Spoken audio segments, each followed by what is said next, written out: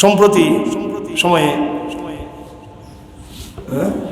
সময়ে আপনার একটা লেখা নিয়ে জামাত শিবির সহ বিভিন্ন মহল নানান ধরনের আলোচনা সমালোচনা দেখা যাচ্ছে এবং বিগত সরকারের আমল থেকে জামাতের ব্যাপারে আপনি কখনো খুব নরম, কখনো গরম, খুব শক্ত ছিলেন।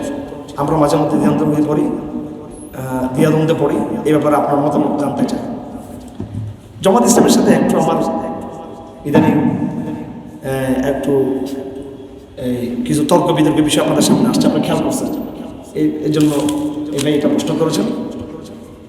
জামাত ইসলামী সম্পর্কে কয়েকটা কথা। একটা হলো যেটা অতীতের আকীদার যে প্রশ্নে সাহাবায়ে কেরামদের সত্যের মাপকাঠি, ইসলামের বিভিন্ন পরিবেশের ব্যাখ্যা, দিন কায়েমের পথ পদ্ধতি সহ বিভিন্ন বিষয় নিয়ে ওলামায়ে কেরামদের সাথে যে মতবিরোধ রয়েছে, এক্ষেত্রে আমাদের নতুন কোনো বক্তব্য নেই। আমাদের আকাবারদের যে বক্তব্য সে বক্তব্য, আমাদের কোনো নতুন অবস্থান নেই। আমাদের আকাবারদের যে অবস্থান সেটা আমাদের অবস্থান। আকাবারদের কী অবস্থান ছিল? মতবিরোধ ছিল, সেই জন্য তারা জামাত ইসলামীর বিভিন্ন গুমরাহির কথা তারা বলেছেন। আবার সঙ্গে সঙ্গে তারা যেগুলো প্রয়োজনীয় ইসলাম কায়েমের যৌথ যে ইসলামের স্বার্থ, মিল্লাতের যে স্বার্থ, ওই জায়গায় তারা ঐক্যবদ্ধ হয়েছে। আমাদের আকাবাদের অ্যাপ্রোচ এটা ছিল। ওনারা যতটুকু বিরোধী করছেন আমরা ততটুকু বিরোধী করি, ওনারা যতটুকু সমন্বয় করছে ততটুকু সমন্বয় করি। এটা অতীতে আকাবাদের পদ্ধতিতে আমরা চলতেছি আকীদার প্রশ্নে, মসলা প্রশ্নে। 2 নম্বর বিষয়টা হলো জামাতের গণতান্ত্রিক রাজনীতি। 2 নম্বর বিষয় গণতান্ত্রিক রাজনীতি জামাত ইসলামী ছাড়া আরও অন্যান্য ইসলামী দলগুলো করে থাকে। এক্ষেত্রে ব্যক্তিগতভাবে আমি আকাবাদের ওই অংশটুকুকে ফলো করি। যেমন নওশাদ কাশ্মীরি, মুফতি ফজলুর রহমতুল্লাহ আলাইহি, মুফতি ফজলুল স্পষ্ট বলেছেন সিয়াসাত ইস্তাদিন আয়াখি ওয়াহাম বুনিয়াদি হাম মাগরাবি।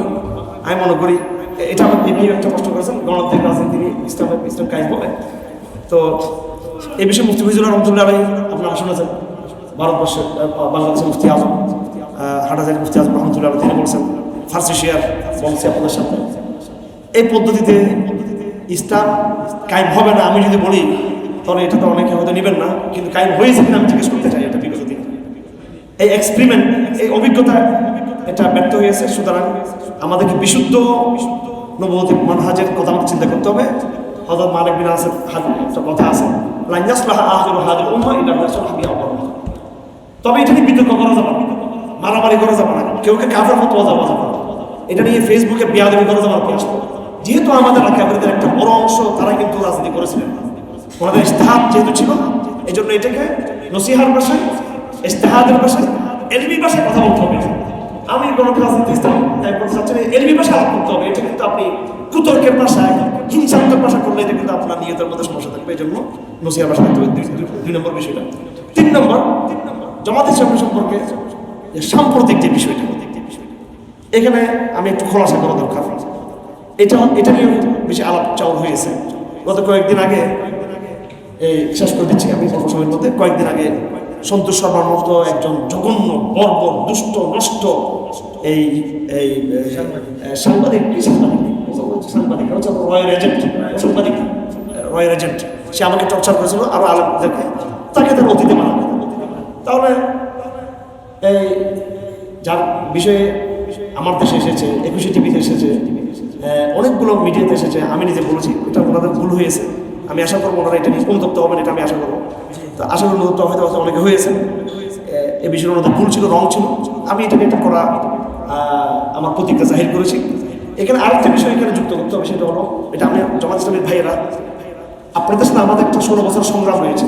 আপনারা আমাদের সহযুদ্ধ ছিলেন আওয়ামী লীগ বিরোধী লড়াই, কারাগারে একসাথে ব্যাট খেয়েছি, রিমান্ড খেয়েছি।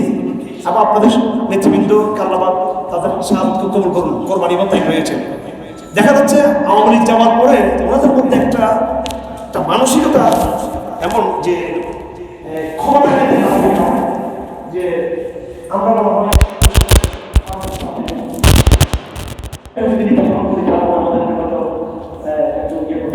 এই জিনিসটা এই কারণে কিছু বুঝতে হচ্ছে জামাত শিবির তাদের যারা আছে অনেকে তারা জঙ্গি হিসেবে তারা সন্দেহ করে। এখন শিবির না করলে জমা না করলে হিজবুত তাহরিরের তার সামনে এখন কামড় করি ও বেঁচে এখন কামড় করি। তাই বলে আমি বেশি কোনো সপ্তাহে বলবো যে তারা জঙ্গি। আমার কোনো সমস্যা থাকবে সেটা আমি তার সাথে এই এই বিষয়গুলো জামাত ইসলামী সহ শিবির সহ ইসলামী ধর্মের সতর্ক বলছি যে নিজেরা ছাড়াও যে আরও যে বাইরের যে কাফেলাগুলো আছে দলগুলো আছে ব্যক্তিরা আছে তাদের ব্যাপারে সাসপেকশন তাদেরকে সাসপেক্ট না করা এবং এমন তথ্যগুলো যে আসতেছে আমাদের কাছে যে ইনফরমেশনগুলো দেওয়া হচ্ছে বিশেষ করে জঙ্গিবাদের সংহতি তৈরি করা হচ্ছে এই বিষয়গুলোতে তাদেরকে আরও সত্য আরও পরিচ্ছন্ন অবস্থান করতে হবে মুসলমান এটা অবশ্যই বিশ্বাস করতে হবে কোনোভাবে নিজেকে অতি হৃদয়ের জায়গা করতে গিয়ে নিজেকে বেশি বর্ণের জায়গা করতে গিয়ে আল্লাহ থেকে শুরু করার উপকৃত না হয় আউযু বিল্লাহি মিনাশ শাইতানির রাজিম বিসমিল্লাহির রহমানির রহিম ওয়াক্তাদা ইহুদি খ্রিস্টানদের কখনো কিছু হবে সেটা আপনি নামাজ করে না নিজের আদর্শকে ঠিক রাখতে হবে।